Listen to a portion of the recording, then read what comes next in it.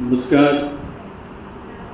सबसे पहले तो ये कहना है कि आज सुबह आप कल की तुलना में ज़्यादा तरोताज़ा दिख रहे हैं। कल शाम जब मैं बोलने खड़ा हुआ था, आपके चेहरे पे एक थकान थी और लगातार सुनते रहने की वजह से उदासी भी उसमें शामिल थी। लेकिन अब मुझे अच्छा लग रहा है कि आप सब खुश हैं। तो खुश मिजाज लोगों से बात करना ज़्यादा खुशी देता है। सभा के माननीय अध्यक्ष, इस महाविद्यालय के पूर्व विभागाध्यक्ष प्रोफेसर पीजे शिव कुमार जी, मंचस्थ प्रोफेसर उषा कुमारी जी, डॉक्टर नीरजा जी और प्रोफेसर शाह जी, सभा कक्ष में मौजूद आप सभी।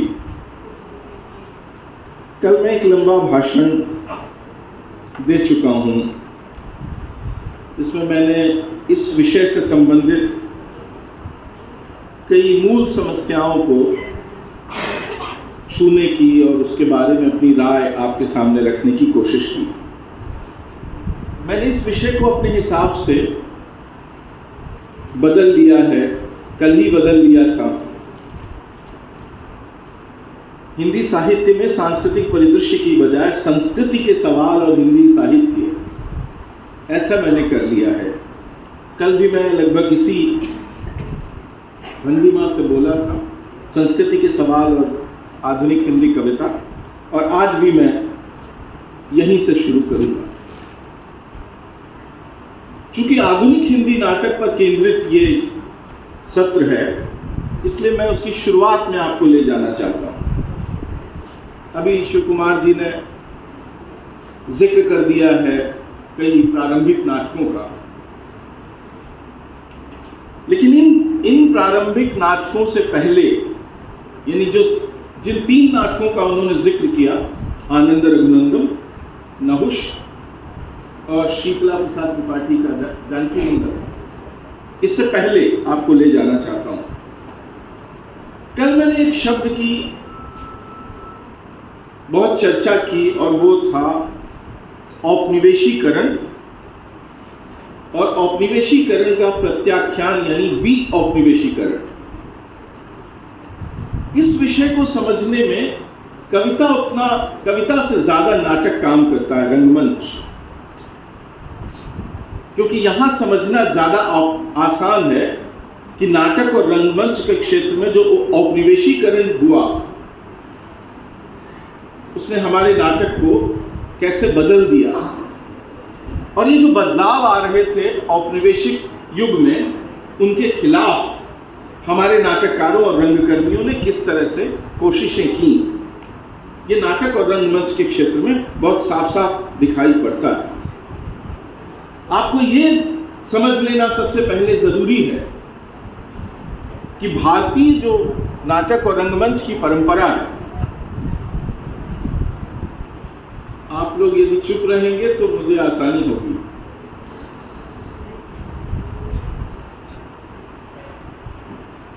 चाय पीना जरूरी है, लेकिन मैं बोलता रहूं इसलिए चुप रहना भी जरूरी है। नाटक और रंगमंच के क्षेत्र में औपनिवेशीकरण बहुत तेजी से हुआ। कल मैंने ये कहा था कि औपनिवेशीकरण की पूरी प्रक्रिया से सिर्फ 2 चीजें अछूती रही। आज मैं उसको सुधार के कहता हूं 3 चीजें अछूती रही। भारत का ग्रामीण जीवन, रूरल सोसाइटी, औपनिवेशीकरण की प्रक्रिया से लगभग 70-80 साल, 1930 तक, 1920-30 तक अछूती रही। इसलिए अपनी सारी चीजों को वो बचाए रखा ग्रामीण लोगों ने, जिसे हम सामान्यतया लोक संस्कृति कहते हैं। वो लोक संस्कृति के ज्यादातर रूप पूरे भारत में और हिंदी क्षेत्र में भी शुद्ध रूप में बचे रहे। शुद्ध रूप मतलब वो अपनी गति से बदल रहे थे, औपनिवेशिक दबाव से नहीं बदल रहे थे। उसके अलावा दो चीजें जिनका मैंने कल जिक्र किया था, नृत्य और संगीत, शास्त्रीय नृत्य और शास्त्रीय संगीत। इसलिए भारतनाट्यम में, मोहिनीअट्टम में, कुचिपुड़ी में, कथकली में, यक्षगान में, मणिपुरी में, कथक में परिवर्तन नहीं आया, कोई परिवर्तन नहीं आया। वो जैसा 1757 से पहले था वैसा ही वो होता रहा। शास्त्रीय जो गायन था या वादन था, चाहे वो हिंदुस्तानी क्लासिकल में हो या कर्नाटिक क्लासिकल में, वो लगभग वैसा का वैसा बना रहा, बस थोड़ा सा अंतर आया टाइम फ्रेम में। 1757 से पहले जो संगीत का प्रदर्शन था उसमें समय की कोई बाध्यता नहीं थी, लेकिन अब जब आधुनिक युग में संगीत पेश होने लगा, एलपी रिकॉर्ड्स में आने लगा, यानी वो तवा जो चलता था जिसमें संगीत रिकॉर्ड किया जाता था, तो सारा का सारा संगीत छोटी चीज़ों में महदूद हो गया और बाद में चलकर वो फिक्स हो गया कि 27-28 मिनट में आपको समेटना है। ये परिवर्तन आया, लेकिन बाकी कोई परिवर्तन नहीं आया। तो लोक संस्कृतियाँ, शास्त्रीय संगीत और शास्त्रीय नृत्य, ये बस 3 चीज़ें हैं जो औपनिवेशिक दबावों से बची रहीं। बाकी लगभग भारत की हर एक चीज़ धीरे धीरे या तेज गति से बदली। नाटक और रंगमंच पर सबसे अधिक गहरा प्रभाव औपनिवेशिक युग में पड़ा। मैं थोड़ी उसकी वानगी आपके सामने रखना चाहता हूँ, कैसे ये बदला। 1700 यानी 18वीं शताब्दी के आखिरी हिस्से में जब कंपनी राज यानी अंग्रेजी राज भारत में स्थापित हो गया, एक हिस्से में, बड़े हिस्से में, बंगाल रेजिडेंसी जिसे उसमें स्थापित हुआ, बाद में चलकर वो 100 साल बाद अवध वगैरह तक पहुंचा। अंत में अवध पर कब्जा हुआ अंग्रेजों का था 1955-56 में। ये जो समय था 1750 से 1850 के बीच का समय, इसमें अंग्रेजी अधिकारियों की सैनिकों के मनोरंजन के लिए यूरोप की संगीत कंपनियां और यूरोप की नाट्य मंडलियां भारत आ रही थी। और ये नाट्य मंडलियां खास तौर पर जो समुद्री तट थे भारत के, जहां अंग्रेजों का या फ्रांसीसियों, डच और पुर्तगालियों का प्रभाव ज्यादा था, कलकत्ता, बंगाल, दक्षिण का यह इलाका जिसमें हम रहते हैं, ये सारा का सारा ये सारे इलाके में वो कंपनियां आ रही थी। और यही वो इलाके थे जहां अंग्रेज यानी हमारा औपनिवेशिक स्वामी और भारतीय लोग सबसे पहले सघन संपर्क में आए, समुद्री तटों पर, बंदरगाहों पर और उसके आसपास की बस्तियों में।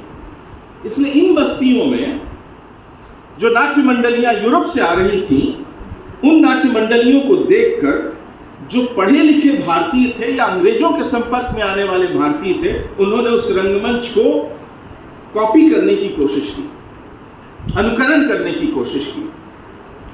तो अंग्रेज कंपनियां कौन सा रंगमंच लेकर आ रही थी? यूरोप में उस जमाने में, ब्रिटेन में जो थिएटर चल रहा था, वो थिएटर विक्टोरियन युगीन थिएटर था।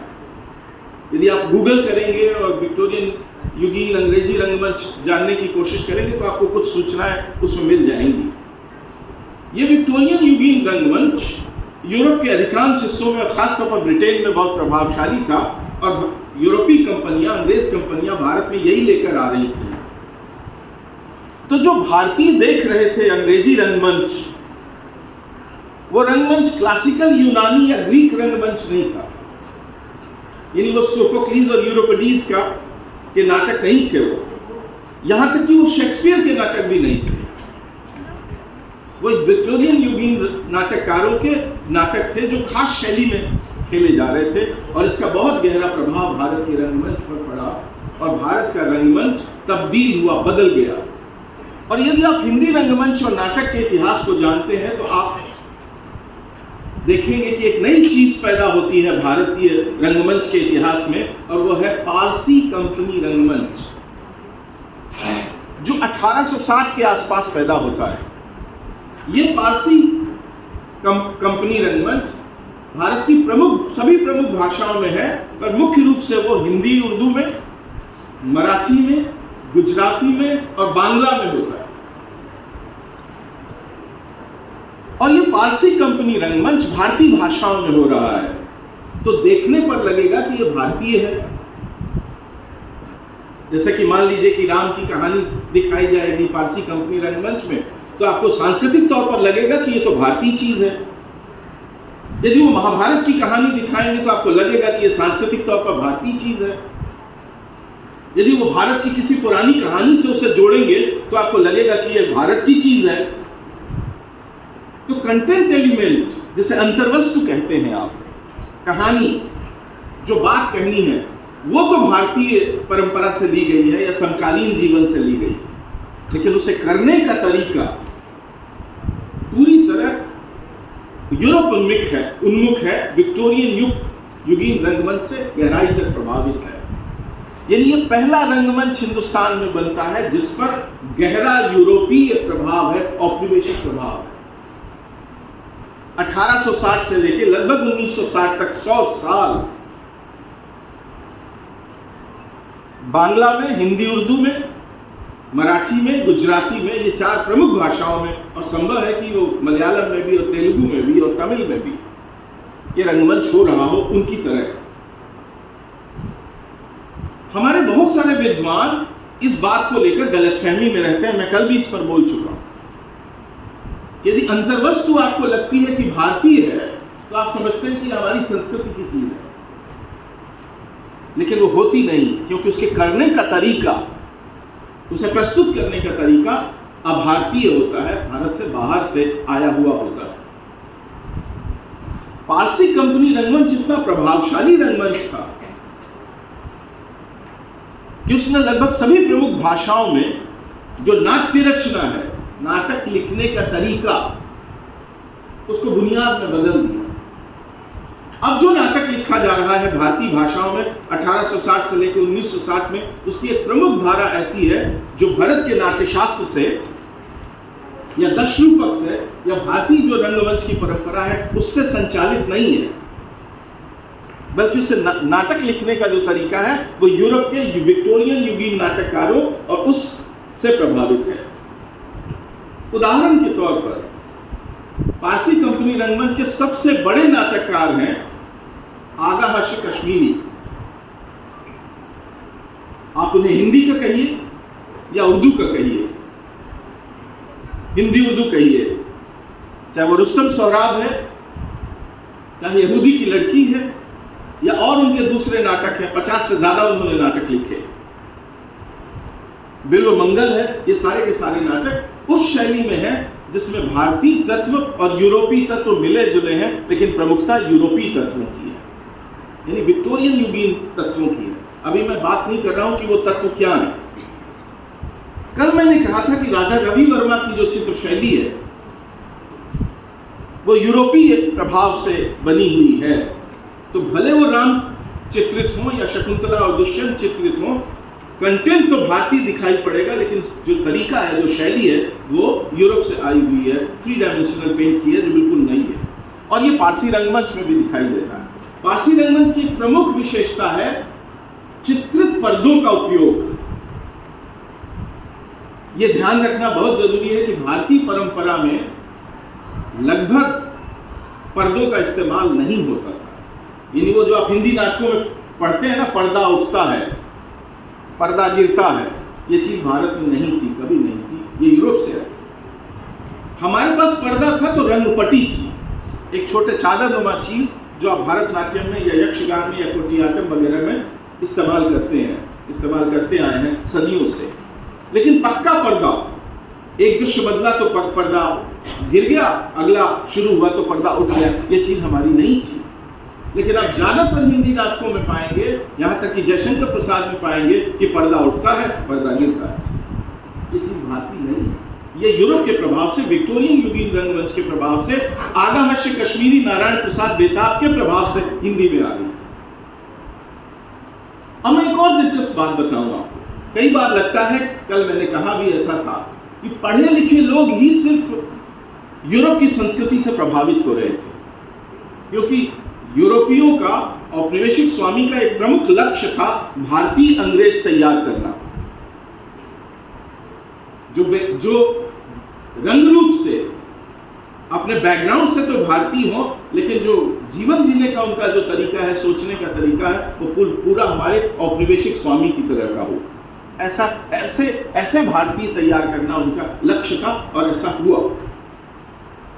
लेकिन यदि आप इसको मान लें कि उपनिवेशन यानी औपनिवेशिकता का प्रभाव सिर्फ पढ़े लिखे लोगों पर पड़ा, तो मैं आपको थोड़ी देर के लिए रोकता हूं।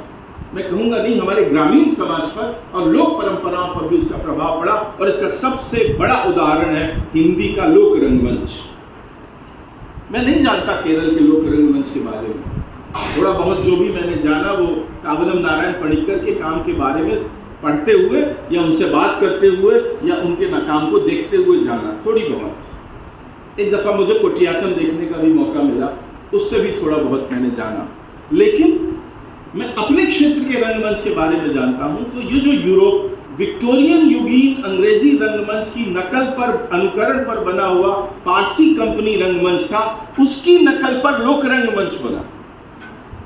अब देखिए, पहले विक्टोरियन युगीन रंगमंच, उसके प्रभाव से पारसी कंपनी रंगमंच और उसके प्रभाव से लोक रंगमंच, यानी जो गांवों में खेले जाने वाला नाटक था वो भी बदल गया। और इसका सर्वश्रेष्ठ उदाहरण है हमारी रामलीला। हमारे विद्वान कहेंगे राम की कहानी हो रही है तो संस्कृति तो हमारी ही है, लेकिन मैं कहूंगा कि राम की कहानी को कहने का तरीका हमारा नहीं है। हम इस तरह से नहीं कहते थे राम की कहानी को नाटक के भीतर। यदि आपको शुद्ध भारतीय रामलीला देखनी हो तो आपको बनारस आना पड़ेगा और बनारस में रामनगर की रामलीला देखनी, जो आज भी उसी तरीके से हो रही है, जिसके बारे में कहा जाता है कि उसकी स्थापना तुलसीदास ने की थी। जैसे वो तुलसीदास के ज़माने में होती थी, आज भी वैसे हो रही है। लेकिन बाकी पूरा रामलीला, यदि आप दिल्ली की रामलीला देखेंगे, दिल्ली में एक मशहूर रामलीला होती है। अभी आपने देखा होगा कि भारत के प्रधानमंत्री पिछले दशहरे के दौरान दिल्ली में एक द्वारका नाम की जगह है जहां हमारे भगवान दास मोरवाल जी रहते हैं, उस मोहल्ले में रामलीला देखने गए थे। वो रामलीला जिस तरीके से हो रही है, वो रामलीला शुद्ध लोक या भारतीय नहीं है। उसमें यूरोपीय तत्व, जो विक्टोरियन युगीन रंगमंच से के प्रभाव से आए हुए, पारसी रंगमंच के प्रभाव से आए हुए यूरोपीय तत्व हैं।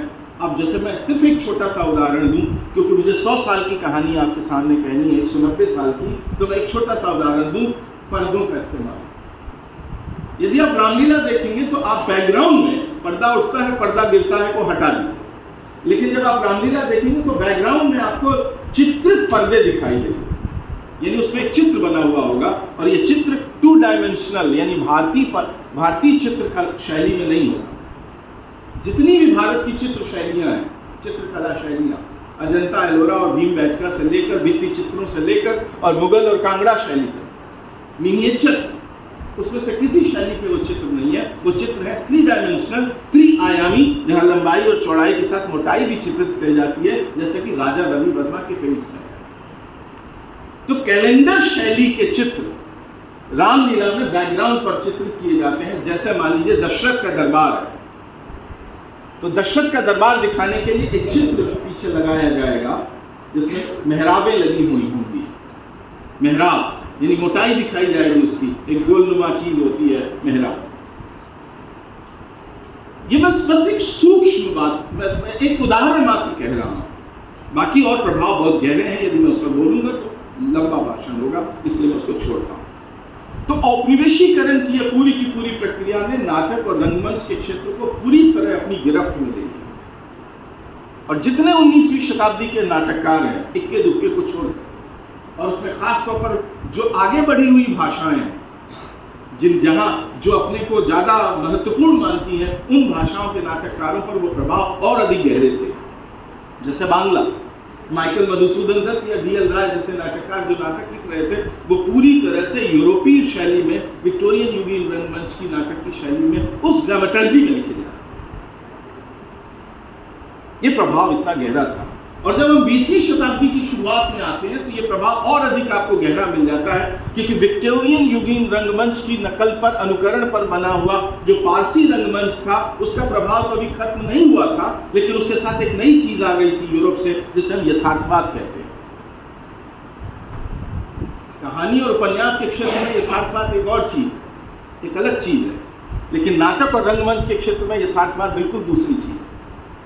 यथार्थवाद का अर्थ है जीवन को हूबहू चित्रित करना। हमारे प्रगतिशील और जनवादी लोगों ने इसकी खासतौर पर नाटक, कहानी और उपन्यास के सिलसिले में इसका बहुत महिमा मंडन किया। फकीर मोहन सेनापति से लेकर रविन्द्रनाथ टैगोर, शरदचंद्र, प्रेमचंद, तकड़ी शिवशंकर पिल्लई, ताराशंकर बंदोपाध्याय, जितने बड़े भारतीय उपन्यासकार हैं शुरुआत के, इन 1960 तक के ज़माने के, सब यथार्थवादी शैली के उपन्यासकार हैं। तो चूंकि वो जीवन का हूबहू चित्रण करते हैं, इसलिए हम उसे बहुत महत्वपूर्ण मानते हैं, मुझे इससे इनकार नहीं है। लेकिन नाटक के क्षेत्र में इसने हमें समस्या में डाल दिया। यथार्थवादी शैली, यथार्थवाद को आपको समझना है तो उसका श्रेष्ठतम उदाहरण हिंदी के सबसे अधिक पाठ्यक्रमों में पढ़ाए जाने वाले नाटककार मोहन राकेश है। और खासतौर पर मोहन राकेश के 3 पूर्णकालिक नाटकों में से जो तीसरा नाटक है आधे अधूरे, वो यथार्थवादी शैली में, यानी यूरोप की यथार्थवादी शैली में लिखा गया नाटक है। क्या होता है यथार्थवाद में? आपने यदि आधे अधूरे पढ़ा तो आप देखेंगे कि कैंची की कचकच की आवाज़ सुनाई देगी, पुराना सोफा पड़ा हुआ होगा, दरवाज़ा आने के लिए होगा, दरवाज़ा जाने के लिए होगा, और हर एक चीज़ जैसी जिंदगी में होती है उसका हूबहू अनुकरण करने की कोशिश की जाएगी। इसे यथार्थवाद कहते हैं। शेल्डान चीनी रंगमंच का एक इतिहासकार है, उसने इसके बारे में बहुत ही खूबसूरत बात कही। उसने कहा कि यथार्थवाद क्या है? किसी बिल्कुल जीवित दृश्य को जो 4 दीवारों के भीतर हो रहा है, उसमें से एक दीवार गिराकर उसके सामने दर्शक बिठा देना, तो मंच पर होने वाली गतिविधि वैसी ही जीवन की तरह हो, माने इक्विवेलेंट टू लाइफ। जैसे मान लीजिए हम यहाँ बैठे हैं, अब इसी चीज को नाटक में दिखा रहे हैं, तो ये दीवार गिरा दीजिए और बाहर वहां दर्शक बिठा दीजिए, और सब कुछ जो दर्शक को लगेगा कि जैसे मूल जीवन में होता है वैसे ही नाटक के भीतर हो रहा है। शेल्डान चेनी ने कहा, चौथी दीवार गिरा देना ही, गिरा देकर एक साइलेंट दर्शक को बिठा देना ही यथार्थवाद है। यानी जो यहाँ हो रहा है, मंच पर हो रहा है, वो जीवन का 100% मौलिक अनुकरण है। आप कहेंगे इसमें तो कोई बुराई नहीं है, इसमें क्या बुरा है यदि जीवन का कोई मौलिक अनुकरण करता है?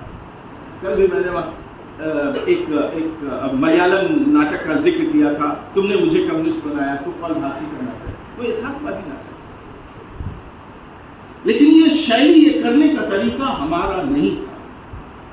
हम हूबहू अनुकरण पर भरोसा करने वाले लोग नहीं थे। हम न कविता में, न कहानी में, न नाटक के भीतर हम हूबहू अनुकरण नहीं मानते थे। हम जीवन का कलात्मक रूपांतरण करने पर हमारा भरोसा था, इन भारतीय लोगों का, एशियाई लोगों का। इसलिए हमारे सारे महाकाव्य, हमारे पुराने आख्यान, यहाँ तक कि हमारी लोक कथाएं और हमारा रंगमंच, वो सब जीवन के कलात्मक अनुकरण पर आधारित था। यानी हम हूबहू दिखाना हमारा लक्ष्य नहीं था। और इसने हमारे नाटक को पूरी तरह, यथार्थवाद ने पूरी तरह गिरफ्त में ले लिया। आप वो जो एकांकी नाम की चीज पढ़ते हैं स्कूल और कॉलेजेस में, एक अंक नाटक होना चाहिए, यूरोप में नाटक होना चाहिए 3 अंक का, और उसका एक पार्ट एकांकी। जितने एकांकी हिंदी में लिखे गए, चाहे वो रामकुमार वर्मा का हो, उपेन्द्रनाथ अश्क का हो, वो उदय शंकर भट्ट का हो, या सेठ गोविंद दास का हो, या उस जमाने के किसी भी लेखक का एकांकी हो, ये सारे के सारे ये एकांकी यथार्थवाद के संपूर्ण अनुकरण पर आधारित है। इन्हें एक तरह का यथार्थवाद है।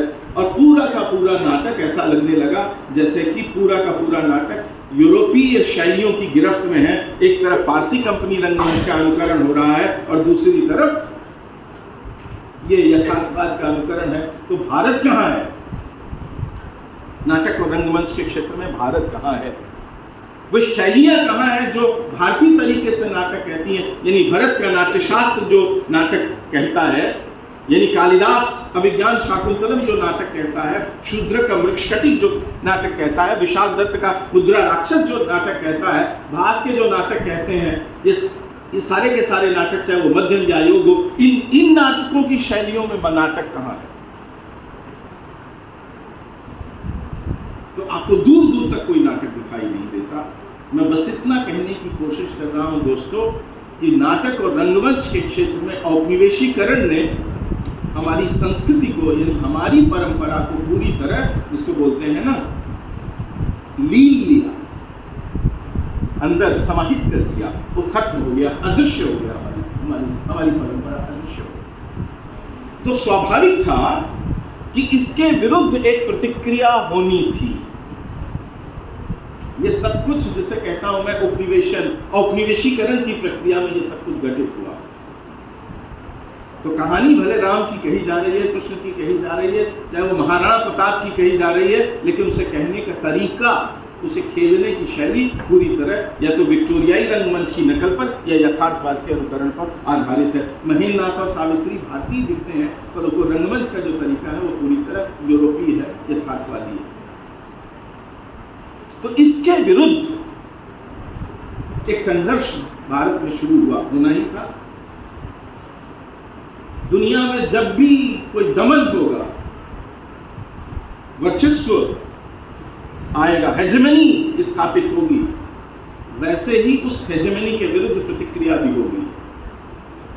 यानी रंगमंच के क्षेत्र में यदि यूरोपीय शैलियों की हेजेमनी हो गई, जो प्रकारांतर से हमारे चेतन और अवचेतन में मौजूद यूरोपीय कॉलोनियल हेजेमनी का एक उदाहरण है, तो उसके विरुद्ध प्रतिक्रिया तो अवश्यंभावी थी, होनी ही थी, और यह प्रतिक्रिया तत्काल हो गई। भारतेंदु हरिश्चंद्र के नाटक यदि आपने नहीं पढ़े हैं, आपके पाठ्यक्रम में नहीं पढ़ाए जा रहे हैं, तो जरूर पढ़िए। छोटे छोटे नाटक हैं। 1870 से 1800 उनकी मृत्यु तक, यानी 12-13 वर्ष के भीतर वो लिखे गए सारे के सारे नाटक हैं। और ये सारे के सारे नाटक औपनिवेशीकरण की उस पूरी की पूरी प्रक्रिया का काउंटर करते हैं, प्रत्याख्यान करते हैं। यानी कि नाटक और रंगमंच के क्षेत्र में वो उपनिवेशन का पहला कदम है। हमें वैसा नाटक नहीं चाहिए जैसा हमारा औपनिवेशिक स्वामी हमसे कराने की कोशिश कर रहा है या उसके प्रभाव से हम कर रहे हैं। ये बात सबसे पहले भारतेंदु हरिश्चंद्र ने सचेत ढंग से की। और उसके महानतम नाटक, मैं खास तौर पर 3 का उल्लेख करना चाहता हूँ। वैदिकी हिंसा हिंसा न भवति, भारत दुर्दशा, और सबसे बड़ा नाटक अंधेर नगरी। यानी पूरी 19वीं शताब्दी में भारत ने यदि कुछ कमाया है, यानी हम गर्व कर सकते हैं किसी चीज पर, तो शायद हम नजीर अकबराबादी पर गर्व कर सकते हैं, शायद हम गालिब पर गर्व कर सकते हैं, और शायद हम भारतेंदु पर ही नहीं, अंधेर नगरी पर गर्व कर सकते हैं। इतनी बड़ी चीज उसने बनाई। तो ये जो अंधेर नगरी का शिल्प है, आप देखिए, एक तरफ यूरोपीय रंगमंच की आंधी चल रही है, उसके 50 साल बाद यथार्थवाद आ जाने वाला है, और भारतेंदु एक बिल्कुल मौलिक शैलियों में, अपनी शैलियों में नाटक करने की कोशिश कर रहे हैं। अंधेर नगरी मूलतः 3 भारतीय रंग शैलियों का एक तरह का मिश्रण उसके अंदर दिखाई देता है। पहला, लीला, रासलीला, रामलीला, 2 लीलाएं हैं, उत्तर भारत में होती हैं, संभव है आपने देखी हो। रासलीला पूरी तरह नृत्य पर आधारित शैली है जो कथक के नज़दीक है, जो उत्तर की शैली है, और उसके साथ रामलीला जिसमें ड्रामा एलिमेंट, यानी कि नाटक की तत्व लीला के साथ मिला हुआ है। ये ध्यान रखना बहुत ज़रूरी है दोस्तों कि लीला नाटक नहीं है, वो प्ले या ड्रामा नहीं है। लीला एक अलग चीज़ है, क्योंकि उसमें जो लीला एलिमेंट है, लीला क्या चीज़ होती है कि जो करने वाला है वो भी जानता है कि मैं लीला कर रहा हूँ, यानी मैं मूल नहीं कर रहा, ये मैं जिंदगी मूल में नहीं जी रहा हूँ। आप अपनी जिंदगी मूल में जी रहे हैं, मैं अपनी जिंदगी मूल में जी रहा हूँ, सर अपनी जिंदगी मूल में जी रहे हैं, और आप हमें मूल में जीता हुआ देख भी रहे हैं। पर जो लीला करने वाला है उसको मालूम है कि असल में मैं कर नहीं रहा हूँ,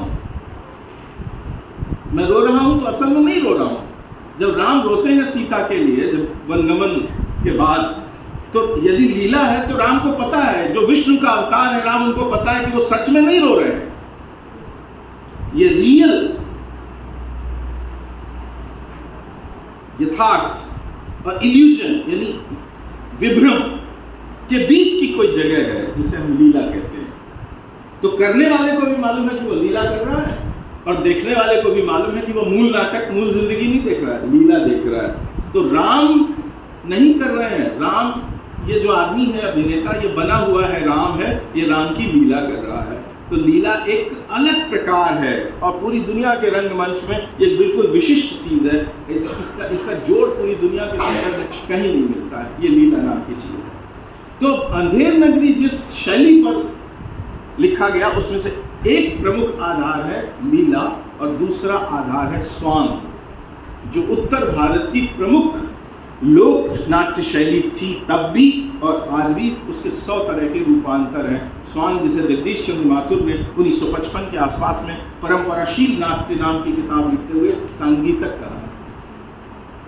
स्वांग, ये लीला और स्वांग का जो मेल है अंधेर नगरी में, ये भारतेंदु हरिश्चंद्र की कोई मौलिक चीज नहीं है। इसका पहला रचनात्मक इस्तेमाल किया उनसे थोड़ा पहले एक नाटक है, महान नाटक है, और यदि आपने उस नाटक को नहीं पढ़ा तो आपने भारत के रंगमंच को कुछ नहीं पढ़ा। वो है अमानत नाम का एक नाटककार हुआ है और उसका नाटक है इंदर सभा, जो 1850 के आसपास लिखा गया और लगभग 200 उसकी कॉपियां, 200 टाइप्स ऑफ इंदर सभा भारत भर में हिंदी पत्रिका हो गया। वाजिद अली शाह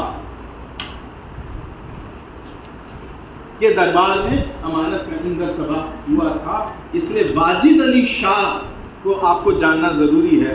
वाजिद अली शाह जिस तरह का एक कल्चरल आइकॉन था, एक सांस्कृतिक नायक था वाजिद अली शाह, जिसे अंग्रेजों ने हटाया और अवध पर नियंत्रण कर लिया, कब्जा कर लिया, और अंततः वाजिद अली शाह को लंदन भेज दिया गया। और वाजिद अली शाह लंदन जाते हुए उसने एक महान नज्म लिखी जो आप पढ़ सकते हैं, जिसमें अपने देश के छूट जाने का एक दर्द है। वाजिद अली शाह को आप समझना चाहते हैं तो आप सत्यजीत रे की फिल्म शतरंज के खिलाड़ी देखें।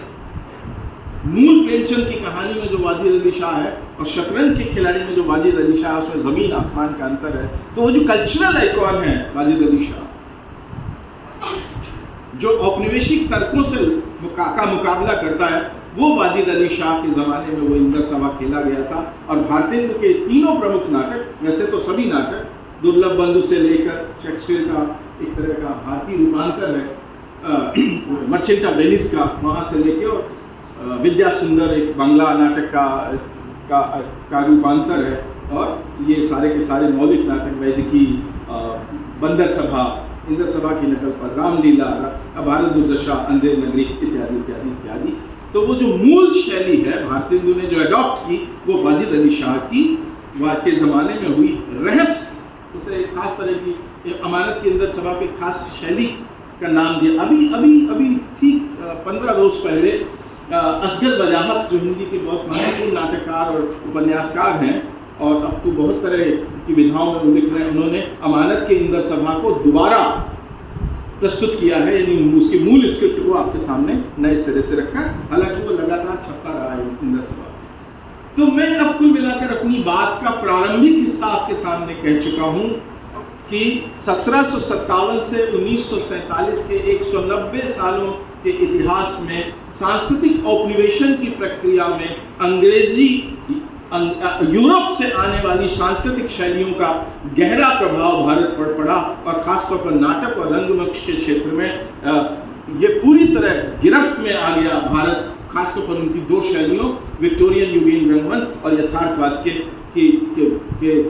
के अधीन हो गया, उसकी गिरफ्त में आ गया और उसका प्रत्याख्यान हुआ। तो पहला हमारा जो सांस्कृतिक नेता है, कल्चरल लीडर, जिसने हमें एक राह दिखाई, उस आदमी का नाम भारतेंदु हरिश्चंद्र है, जिसने ये कारनामा अपने नाटकों और उसके माध्यम से कर दिखाया। तो एक राह खुल गई, और राह क्या खुली कि कैसे हो सकता है, मुकाबला कैसे किया जा सकता है। और आपने ध्यान दिया तो मैंने कहा कि ये जो यूरोपीय ढंग का नाटक था, आचार्य रामचंद्र शुक्ल ने हिंदी साहित्य का इतिहास लिखते हुए उपन्यास के बारे में लिखा है अंग्रेजी ढंग का नॉवेल। तो प्रेमचंद का नॉवेल, तकड़ी का नॉवेल अंग्रेजी ढंग का नॉवेल है, और रामचंद्र शुक्ल कहते हैं कि वो ठाकुर जगमोहन सिंह का जो का उपन्यास है श्यामा स्वप्न, या बंकिम का उपन्यास है कपाल कुंडला, ये सारे के सारे भारतीय ढंग के नॉवेल हैं, जिसमें आगे चलकर बढ़त हासिल होती है जब हम रेणु और हृदय प्रसाद द्विवेदी तक आते हैं। तो नाटक के क्षेत्र में ये कारनामा भारतेंदु ने किया, और किस आधार पर किया दोस्तों? ये आधार उन्होंने बनाया लोक शैलियों को, यानी नाटक करने की लोक शैलियाँ, रंगमंच की जो लोक शैलियाँ थी, उन शैलियों को आधार बनाया। किस काम में?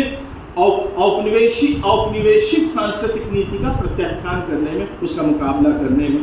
जैसे उन्होंने स्वांग और लीला को आधार बनाया, इंदर सभा, अमानत के इंदर सभा को आधार बनाया, और इस तरह से रास्ता खोला। भारतीय भाषाओं में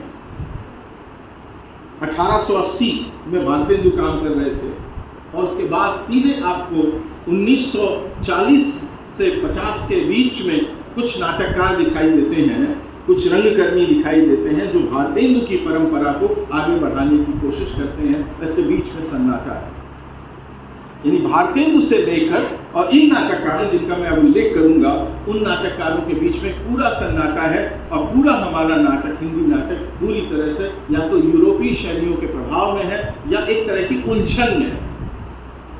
जैसे जयशंकर प्रसाद के नाटक यूरोपीय शैलियों के प्रभाव में नहीं है, लेकिन वो उनके पास कोई स्पष्ट रास्ता भी नहीं है। ना तो वो संस्कृत की क्लासिकल शैली का अनुकरण करते हैं, यानी अभिज्ञान शाकुंतला मोक्षकटिक वाली, और ना वो लोक शैलियों का अनुकरण करते हैं। तो एक खास तरह का जिसको बोलते हैं दिमागी उलझन उनके नाट्य रूप में बनी रहती है, चाहे वो स्कंदगुप्त हो, चाहे जन्मेजय का नाग यज्ञ हो, चाहे वो कोई भी नाटक यदि आप पढ़ेंगे। इसलिए आपने देखा कि प्रसाद के नाटक एक लंबे अरसे तक 1974 तक हिंदी में लगभग खेले नहीं गए, भारत की किसी भाषा में वो खेले नहीं गए। खेले न जाने के पीछे एक प्रमुख कारण ये था, ये जो उलझन थी प्रसाद के मन में। इसलिए कंटेंट तो बहुत महान है, बात तो बहुत महान तरीके से कही गई है, आप उसे पढ़ भी सकते हैं, लेकिन रंगमंच पर उसे खेल नहीं सकते, क्योंकि उसमें हजार तरह की उलझने हैं। आप उसे पढ़ना चाहते हैं, समझना चाहते हैं कि क्या उलझने हैं, तो आपको विस्तार से अलग से उसके बारे में पढ़ना होगा कि प्रसाद के नाटकों को करने में क्या उलझन है। लेकिन मैं उसे सांस्कृतिक तौर पर एक उलझन मानता हूं, और वो उलझन है कि प्रसाद स्पष्ट नहीं थे। भारतेंदु जैसे स्पष्ट थे कि उन्होंने लीला और स्वांग का अनुकरण करना है, इंदर सभा का अनुकरण करना है। प्रसाद स्पष्ट नहीं थे कि उन्हें यूनानी शैली का अनुकरण करना है, शेक्सपियर का अनुकरण करना है, या संस्कृत नाटकों का अभिज्ञान शाकुंतलम और स्वप्नवासो दत्तम का अनुकरण करना है, या किसका अनुकरण करना है। तो ना वो पारसी शैली का नाटक लिख पा रहे थे जो रंगमंच पर सफल था, ना वो यथार्थवादी नाटक लिख पा रहे थे, और ना ही किसी और शैली में हो जा पा रहे थे। तो एक तरह का सांस्कृतिक विभ्रम, कल्चरल इल्यूजन नाटक के क्षेत्र में जयशंकर प्रसाद को था, और इसीलिए उनके नाटक को मैं भारतेंदु के बाद की जो सीरीज है उसमें मैं उनको नहीं रखता। बहुत ही विनम्रता से मैं ये बात कहना चाहता हूँ। तो अगला नाटककार जो भारतीय भाषाओं में आता है, हिंदी में आता है, हिंदी उर्दू में आता है, वो 1954 में आता है। 1954 में अंधेर नगरी के बाद वो नाटक लिखा जाता है। उस नाटक का नाम है आगरा बाजार। नाटककार का नाम है हबीब तनवीर। 1954 में वो पहली दफा लिखते हैं। नज़ीर अकबराबादी नाम के उर्दू शायर के कलाम यानी उनकी कविता पर आधारित वो नाटक है। फिर 1970 में उसे दोबारा पेश करते हैं, और 1989 में 1989 में वो उसे तीसरी बार पेश करते हैं। और इस प्रक्रिया में 54 to 70, 70 to 89 में वो नाटक लगातार बदलता रहता है। तो जैसे भारतेंदु ने आधार बनाया लोक शैलियों को, वैसे जाने अनजाने हबीब तनवीर ने आधार बनाया लोक शैलियों को। 54 में उन्होंने लिखा तो आगरा बाजार, जो किसी एक विशिष्ट लोक शैली पर आधारित नहीं था, पर एक रास्ता तो उन्होंने खोल दिया था। लेकिन आगे चलकर जब 1973 में उन्होंने अपना दूसरा सर्वाधिक महत्वपूर्ण नाटक लिखा, और उसके बाद नाटकों की एक श्रृंखला लिखी, मोर नाव दमाद गांव के नाम ससुराल, ये उनके नाटक का नाम है, जो 1973 में मेरा नाम दामाद है और मेरे गांव का नाम ससुराल है, ये हिंदी में उसका अर्थ हुआ। फिर 1974 में उन्होंने दुनिया में एक तरह की क्रांति मचा देने वाला नाटक लिखा, चरणदास चोर। 1976 में सोनसागर, 1978 में बहादुर कलादीन, 1980 में हीरमा की अमर कहानी और 1993 में देख रहे हैं नैन। ये नाटकों की सीरीज उन्होंने लिखी और भारतेंदु हरिश्चंद्र के बाद ये दूसरे ऐसे नाटककार हमारे सामने आए जिन्होंने भारत की लोक शैलियों को आधार बनाकर यूरोप की प्रचलित, भारत में प्रचलित दोनों प्रभावों के विरुद्ध एक तरह का रास्ता खोला। एक प्रभाव जो यथार्थवाद का था, जिसमें मोहन राकेश, सुरेंद्र वर्मा, विश्व साहनी, नंद किशोर आचार्य, असगर वजाहत वगैरह नाटक लिख रहे थे। दूसरा प्रभाव जो पारसी कंपनी रंगमंच का, जो 1960 में जो खत्म हो चुका था, वो इन दोनों के विरुद्ध हबीब तनवीर ने ये रास्ता खोला। 1973 में जब उन्होंने मोर ना दमाद, 1974 में जब चरणदास चोर किया, तो नाटक जिस शैली में लिखे गए वो शैली छत्तीसगढ़ की लोक शैली नाचा थी। और उसके बाद फिर भारत की भाषाओं में, लगभग हर भाषा में नाटककार और रंगकर्मी उभर कर आए। कन्नड़ में गिरीश कर्नाड, 1972। चंद्रशेखर कंबार, कन्नड़, 1972-73। जो कुमार स्वामी, केशवराम कारंत, कन्नड़, भीष्म विजय, बकरी, हिंदी, 1973। सर्वेश्वर दया सक्सेना। कावलन नारायण पणिक्कर, मलयालम, पशु गायत्री, 90 के आसपास का वो नाटक। इस तरह लगभग सभी भारतीय भाषाओं में, हिंदी में तो बहुत सारे नाटककार उभर कर आए। तो ये भारतेंदु हरिश्चंद्र के बाद ये 3 प्रमुख नाटककार हैं जिन्होंने सांस्कृतिक उपनिवेशन के विरुद्ध, यानी कंटेंट हमारा होगा, सिर्फ इतने से काम नहीं चलेगा, शैली भी हमारी होनी चाहिए, फॉर्म भी हमारा होना चाहिए, क्योंकि यदि आप फॉर्म बचाए नहीं रख सके तो आपके पास कुछ बचेगा नहीं। ये जो कहते, आप अभी जब मैं यहां घुसा तो एक संगीत यहां बज रहा था जिसमें कहा जा रहा था आई लव माई इंडिया। आपको लगेगा तो बहुत अच्छी बात है, हमें हिंदुस्तान से प्यार करना ही चाहिए, पर न इसका फॉर्म इंडियन है, भारतीय है, न इसका कंटेंट इंडियन है। यानी मैं भारत से प्यार करता हूं, आपको मालूम भी है कि किस चीज से प्यार करते हैं। वो जो आदमी कह रहा है आई लव माई इंडिया, उसका जो पूरा का पूरा पोस्चर है, बॉडी पोस्चर, जिस तरीके से वो नाच रहा है, वो पूरी तरह गैर भारतीय है।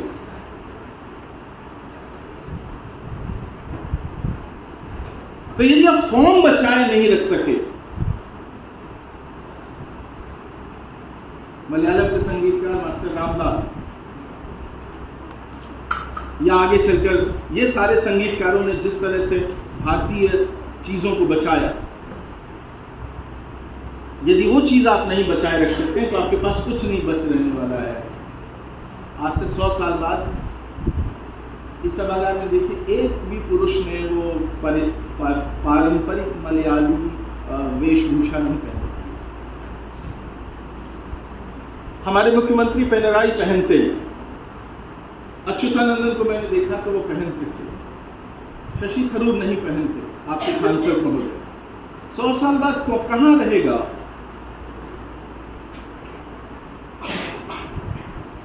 आप सोचेंगे कि मैं कुछ रिवाइवलिस्ट बात कह रहा हूं,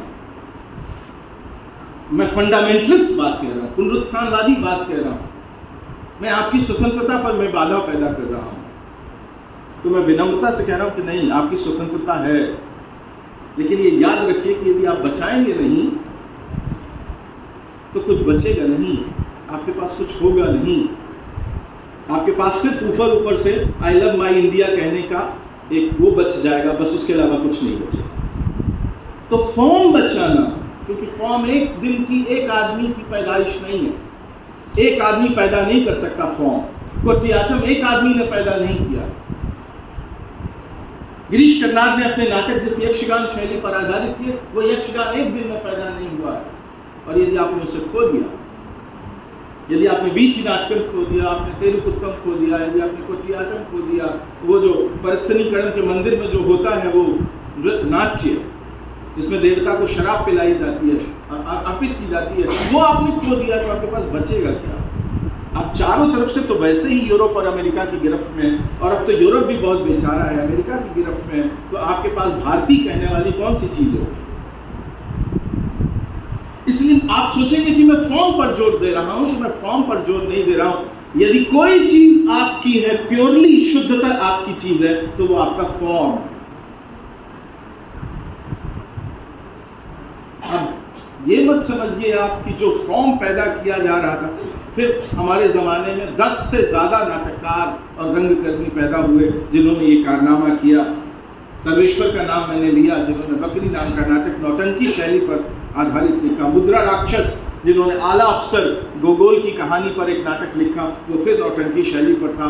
डाकू नाम का एक नाटक लिखा, वो फिर नौटंकी शैली पर था। उसके बाद भीष्म साहनी, उन्होंने किसी शैली को आधार नहीं बनाया, पर अपने दूसरे नाटक कबीरा खड़ा बाजार में वो एक मुक्त शैली की तरफ बढ़े। माधुरी में वो एक और तीसरी शैली की तरफ बढ़े। इस तरह राजेश जोशी ने, मृणाल पांडे ने, ऋषिकेश सुलभ ने, अविनाश चंद्र घोष ने और ढेर सारे नाटककार हमारे उभर कर आए जिन्होंने उन शैलियों में काम किया। और रंगमंच के क्षेत्र में हबीब तनवीर के बाद शांता गांधी उनके साथी थी, जो संस्कृत में भी नाटक करती थी, और इनका एक बहुत ही मशहूर हिंदी नाटक है जस्मा ओडन, जो गुजराती शैली भवई पर आधारित है। मुझे कभी प्रधानमंत्री महोदय से मुलाकात हो तो मैं उनसे पूछूंगा कि आप बहुत गुजरात की बात करते हैं, कि आप भवई जानते हैं? क्या आपने कभी कोई भवई देखा है? भवई आप देखना चाहते हैं तो एक केतन मेहता की फिल्म है भवानी भवई, उसी फिल्म है शैली पर, भवई शैली पर वो फिल्म है, अद्भुत फिल्म है। इनके बाद फिर बाबा कारन जो कन्नड़ है, कावलन नारायण पनिक्कर मलयाली हैं, रतन कुमार थी मणिपुरी हैं, अलकनंदन M.K. रैना कश्मीरी हैं, बंशी कौल कश्मीरी हैं, अलकनंदन और सतीश आनंद और ढेर सारे रंगकर्मी हैं हिंदी क्षेत्र में जो इन शैलियों में काम करते हैं। यानी क्या करते हैं? सांस्कृतिक तौर पर उपनिवेशन का काम करते हैं, यानी अपनी संस्कृति को रिवाइव करने की कोशिश करते हैं। तो मैं बहुत विनम्रता से कह रहा हूँ कि सिर्फ कंटेंट हमारा हो सिर्फ उतना ही महत्वपूर्ण नहीं है, पर उसके साथ साथ कुछ और भी चीज़ें महत्वपूर्ण हैं। तो अब मैं एक और सवाल की तरफ आपका ध्यान आकर्षित करता हूँ कि आपने उपनिवेशन के तहत आपने यूरोप के फॉर्म्स से मुकाबला किया और यूरोप के फॉर्म्स को आपने चुनौती दी भारतीय फॉर्म्स के माध्यम से।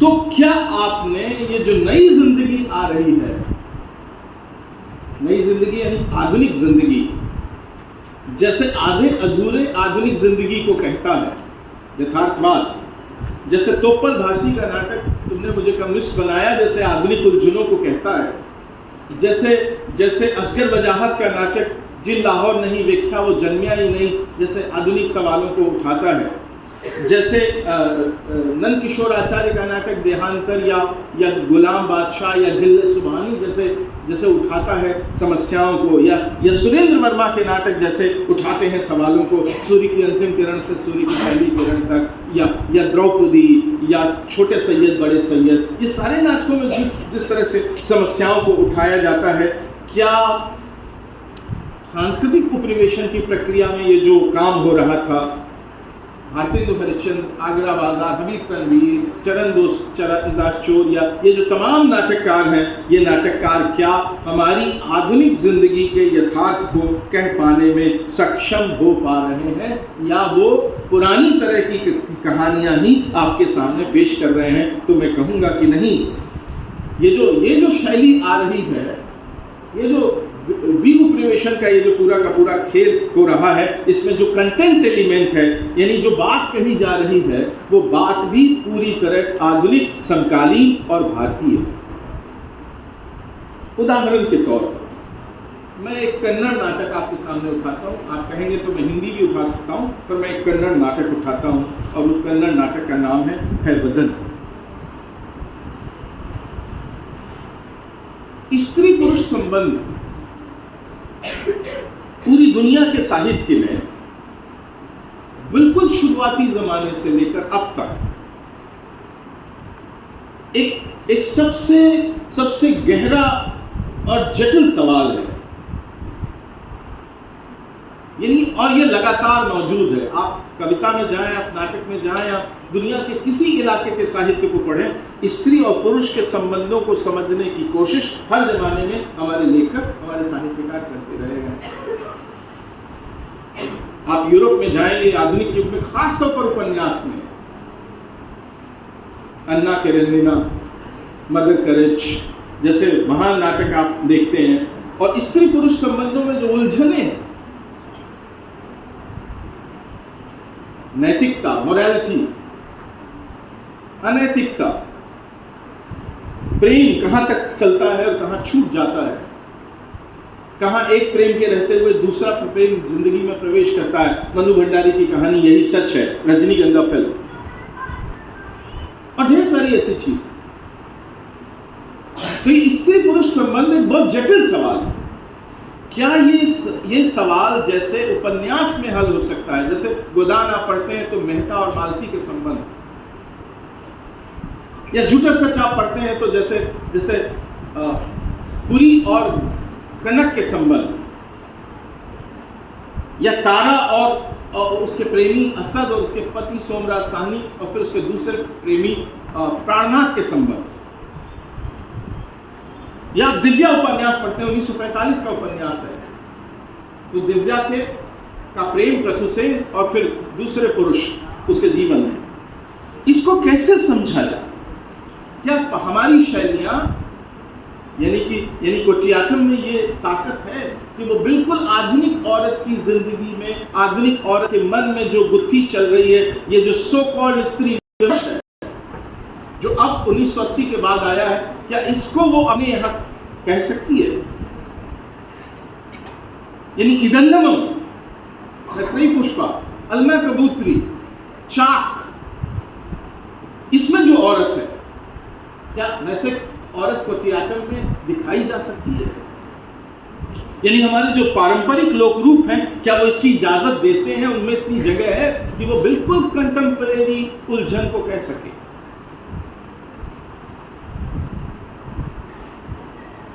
तो मैं कहूंगा हैवदन पढ़िए, हैवदन देखिए। स्त्री और पुरुष के बारे में शायद पूरी दुनिया के उपन्यासों ने मिलकर जो कुछ कहा होगा, कोई एक सूत्र नहीं दिया जा सकता। जितनी दुनिया में जोड़े होंगे औरत और मर्द के, उतनी तरह का सच है औरत और मर्द के संबंध का। किसी एक रियलिटी से दूसरी रियलिटी को कॉपी नहीं किया जा सकता। यानी हर जोड़े का अलग यथार्थ है, और हर जोड़े का जो अंतर संबंध है, जो उसकी आंतरिक दुनिया है, जो इंटरनल डायनामिक्स है, वो बिल्कुल डिफरेंट है, अलग है। पर फिर भी यदि कहना हो पेट्रियार्की कैसे दबाव डालती है, औरत के मन को कैसे बदलती है, पुरुष के मन को कैसे बदलती है, कैसे औरत और मर्द के संबंध में और स्ट्रक्चर काम करता है। हम और आप सोचते हैं अबोध लोग कि प्रेम करने में सब बराबर हो जाते हैं और औरत और मर्द की बराबरी आ जाती है जब हम प्रेम करते हैं, एक औरत एक मर्द से प्रेम करती है। असल में ऐसा कुछ होता नहीं है। पूरी दुनिया में जैसे गैर बराबरी मौजूद रहेगी समाज में, वैसे प्रेम में भी रहेगी, विवाह में भी रहेगी। और जितनी उलझन सोसाइटी में है, उतनी पैट्रियार्कल सोसाइटी में, पितृसत्तात्मक समाज में, वो प्रेम में भी, स्त्री पुरुष संबंध में भी और विवाह में भी रहेंगे। तो फिर औरत की आज़ादी का मतलब क्या है? ये जो कविताएं कह रही हैं, कात्यायनी की, अनामिका की, शुभा की, गगनगिर की, सविता सिंह की और नीलेश रघुवंशी से लेकर जसिंता केरकेट्टा, और उधर जो उपन्यासों में कहा जा रहा है, क्या वो नाटक में पारंपरिक रूपों में कहा जा सकता है? यदि मैं कहूं कि क्या अनामिका या कात्यायनी पारंपरिक छंदों में, आल्हा में या सवैया में या दोहे में ये बातें कह सकती हैं? आप सोचेंगे कि मैं पागलों वाली बात कह रहा हूं, पर मैं कह रहा हूं कि ये बहुत ही बुनियादी कल्चरल क्वेश्चन है, सांस्कृतिक सवाल है कि क्या हम अपने आज के समय की जटिलताओं को अपने पुराने रूपों में कह सकते हैं या नहीं कह सकते। तो मैं जवाब दूंगा कि हिंदी नाटक ने, भारतीय नाटक ने वो रास्ता दिखाया। उन्होंने कहा कि हाँ, हम कह सकते हैं।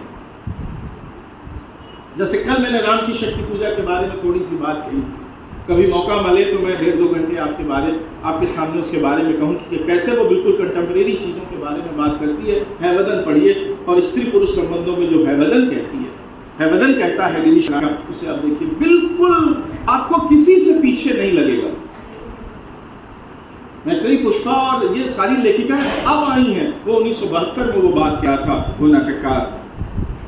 एक दूसरा प्रमुख सवाल है जो मॉडर्न और कंटेम्प्रेरी सवाल है, और वो सवाल है पावर स्ट्रक्चर को, स्टेट के कैरेक्टर को, राज्य के चरित्र को समझने का सवाल। जब पूरी दुनिया में डेमोक्रेसी आई तो लोगों को लगा कि डेमोक्रेसी तो प्री पीपल होती है, जनता की तरफ उन्मुख होती है, जनता की बात से सुनती है। इसलिए जो राज्य है उसका चरित्र थोड़ा नम्र होगा, थोड़ा सॉफ्ट होगा, वैसा नहीं होगा जैसे तानाशाहियों में, अधिनायक डिक्टेटरशिप्स में या औपनिवेशिक युग में। यानी जब हमने डेमोक्रेसी बनाई तो उसमें राज्य सत्ता का चरित्र अंग्रेजों द्वारा बनाई गई राज सत्ता से भिन्न होना चाहिए। तो ये जो मॉडर्न पावर स्ट्रक्चर है, स्टेट का कैरेक्टर है, राज्य का, सरकारों का चरित्र है, क्या ये बात पारंपरिक शैली में कही जा सकती है? नागार्जुन ने कह के दिखाया, दोहे में कह के दिखाया, नभ में विपुल विराट सी शासन की बंदूक, यहां तहां गरने लगी शासन की बंदूक। ये दोहा छंद में लिखी गई कविता है नागार्जुन की। जली ठूंठ में पर बैठकर गई कोकिला कूट, बाल न बाका कर सकी शासन की बंदूक। पावर जो सरकार का चरित्र है उसके बारे में ये कविता है, पारंपरिक छंद में लिखी गई कविता है। उसी तरह स्टेट कैरेक्टर, सरकार का चरित्र कैसा होता है? सरकार का चरित्र, सरकार एक तरफ न्याय की तराजू और दूसरी तरफ डंडा एक साथ रखती है, सेना भी रखती है साथ में। क्या पारंपरिक शैली में ये बात कही जा सकती है? इस स्टेट के कैरेक्टर के बारे में कोई बात कही जा सकती है? तो मैं आपको ले चलूंगा 150 साल पहले अंधेर नगरी। क्या है अंधेर नगरी? वो स्टेट के कैरेक्टर के बारे में ही तो है, राज्य के, सरकार के चरित्र के बारे में ही तो है। अंधेर नगरी चौपट राजा, सरलीकृत तरीके से कहा गया है, लेकिन उसके भीतर बहुत सारी चीजें कही गई हैं। श्वेत श्याम सब एक से। भारतेंदु ने दोहे में लिखा अंधेर नगरी में कि एक ऐसा राज्य बनाया है जिसमें सफेद और काला एक समान है। आप कहेंगे ये तो डेमोक्रेसी होना चाहिए, सफेद और काले को बराबरी होनी चाहिए, लेकिन यहाँ सफेद काले का वो मतलब नहीं, मेरे आपके चमड़े के रंग से नहीं है सफेद काला। सफेद काला का मतलब है जो न्यायपूर्ण है और जो अन्यायपूर्ण है, वो दोनों को एक ही तराजू में तौल दिया गया है। गुणी व्यक्ति और गुणहीन व्यक्ति का एक ही महत्व है राज्य सरकार के सामने। ये भारतेंदु ने तब कहा उस नाटक में। तो राजा का जो चरित्र है, राज्य सत्ता का जो चरित्र है, एक जटिल सवाल है। पूरी दुनिया का आधुनिक साहित्य क्या कह रहा है पिछले 200 वर्षों में? वो राज्य सत्ता के चरित्र के बारे में ही तो सवाल उठा रहे हैं। इसलिए एक लंबा सवाल है और लगातार इसको एड्रेस कर रहे हैं लोग। मारे जाएंगे, धर्म की ध्वजा उठाए जो नहीं जाएंगे, जुलूस में गोलियां भून डालेंगी, उन्हें काफिर करार दिए जाएंगे। इस समय सबसे बड़ा अपराध है निहत्थे और निरपराध होना, जो अपराधी नहीं होंगे मारे जाएंगे। किसके बारे में? किसकी गोलियां होंगी जो भून डालेंगी, जो धर्म की ध्वजा नहीं उठाएंगे? राजेश जोशी कह रहे हैं 90 के दशक में, सत्ता के बारे में ही तो कह रहे हैं। तो ये जो सत्ता का चरित्र है, इसलिए दो सबसे उलझे हुए सवाल, औरत मर्द का संबंध और दूसरा स्टेट कैरेक्टर। ये देखिए, अंधेर नगरी में राज्य के चरित्र के बारे में कहा गया, यदि अपराध हुआ है तो पूरी दुनिया के, हमारा अंग्रेज मालिक क्या कहता है, हमने कौन सी नई चीज दुनिया में बनाई है? हमने जस्टिस बनाया। क्योंकि तुम सब हिंदुस्तानी लोग, तुम्हारे यहाँ तो राजा का राज था, न्याय क्या होती है तुम जानते ही नहीं। ऐसा उन्होंने हमारे बारे में कहा, क्योंकि हमारे पास कोई जुडिशियल सिस्टम नहीं था, हमारे पास कोई न्याय व्यवस्था नहीं थी, हमारे पास कोई लिखित संविधान नहीं था, और उन्हें बड़ा गर्व था अपनी न्याय व्यवस्था पर। और भारतेंदु हरिश्चंद्र ने 1880 में लिख के कहा कि क्या है तुम्हारी न्याय व्यवस्था, यदि अपराध हुआ है तो किसी को भी गर्दन फांसी पे चढ़ा दो। आप नहीं जानते कि भारत की जेलों का इतिहास उठाकर देखिए, कितने लोग बिना FIR के, बिना इन्वेस्टिगेशन के 20-20 सालों से हमारी जेलों में बंद है। आप कोई भी आरोप लगाइए कि शिव कुमार जी की हत्या का षड्यंत्र रचा है और जेल में डाल दीजिए और 20 साल तक उस पर कोई मुकदमा मत करें। इसने मुख्यमंत्री प्रधानमंत्री की हत्या को, प्रधानमंत्री को की सुरक्षा को भेदने की कोशिश की और आप उसे जेल में डाल दीजिए। ये जो डंडा है शासन का, ये जो सो कॉल्ड न्याय व्यवस्था है तुम्हारी, कब से नहीं हुई है। एक कंप्यूटर उठा कर ले जाती है पुलिस, CBI, और 10-10 साल बीत जाते हैं उस कंप्यूटर का विश्लेषण करके कोर्ट में प्रस्तुत नहीं कर पाती कि इस कंप्यूटर में क्या था जो राष्ट्र विरोधी था। आपको लगता है हम में से किसी भी आदमी को उठा कर ले जाया जा सकता है? हत्या होगी उधर कहीं कन्नूर में और मैं पकड़ा जाऊंगा बनारस से आया हुआ एक आदमी, और कुछ नहीं होगा, मैं 20 साल जेल में रहूंगा। ये है जुडिशरी, ये है न्याय व्यवस्था। अब मैं आपको माफ कर दूं, आपकी तरह मानवी नहीं है सरकार, वो आप कहने के बावजूद मुझे माफ नहीं करेगी। तो ये जो न्याय जुडिशियल सिस्टम पर अटैक किया 1880 में अंधेर नगरी लिखते हुए, क्या है न्याय व्यवस्था तुम्हारी? अपराध हुआ है, बकरी मरी है तो एक आदमी को फांसी देनी, और फांसी किसे देनी है? जिसके नाक का फंदा बन गया है। जैसे हमारी शासन सत्ता ने 2 नाकों का फंदा बना रखा है। आपकी गर्दन यदि उस नाप में आती है, आप कम्युनिस्ट हैं, तो फंदा बिल्कुल मफूद है, चाहिए। और दूसरे का मैं नाम नहीं लूँगा, उनके नाप का भी फंदा बना रखा है सरकार ने, और कोई भी किसी आदमी के नाम में वो मिल जाए तो खट से उसे, ये आपकी न्याय व्यवस्था है। दोस्तों, मैं बस इतना कहना चाह रहा था कि आपको लगेगा कि पारंपरिक शैलियों में आज के ज़माने की बात कैसे कही जा सकती है, क्या कही जा सकती है। और मैंने आपके सामने कहा 2 उदाहरण देकर, एक कन्नड़ का नाटक है रदन, और एक, यदि हिंदी में आप जाना चाहें तो मैं हबीब तनवीर का नाटक बहादुर कलारीन आपके सामने पेश करना चाहूँगा। इडिपस कॉम्प्लेक्स आप बहुत पढ़ते हैं साइकोलॉजी में। इडिपस कॉम्प्लेक्स में फ्रायड और जो मॉडर्न साइकोलॉजी कहती है, वो कहती है कि जो स्त्री और पुरुष है वो विपरीत की तरफ आकर्षित होते हैं, इसलिए पुत्र अपनी माँ की तरफ और पुत्री अपने पिता की तरफ आकर्षित होती है। ऐसा एक विचार 20वीं शताब्दी की शुरुआत में दिया गया। इससे एक यूनानी नाटक, सोफोक्लिस के नाटक इडिपस और इडिपस रेक्स की जो सीरीज है, उसके आधार पर इसे इडिपस कॉम्प्लेक्स कहा गया। बहादुर कलारीन इस कॉम्प्लेक्स के बारे में बात करता है। तो चरणदास चोर में एक दृश्य है, चरणदास चोर भी सत्ता के चरित्र के बारे में नाटक है। भारतेंदु हरिश्चंद्र के अंधेर नगरी की परंपरा का नाटक है, जिसमें अंततः एक चोर को सच वो बस इतनी गारंटी नहीं करता राजा के सामने, असल में वहां राजा नहीं है, रानी है। रानी को उस चोर से प्रेम हो गया है और वो प्रेम प्रस्ताव कहती है राजा बन जाओ कहती है, और चोर कहता है कि मैं नहीं बन सकता क्योंकि मैंने अपने बचपन में अपने गुरु के सामने ये प्रण कर लिया है।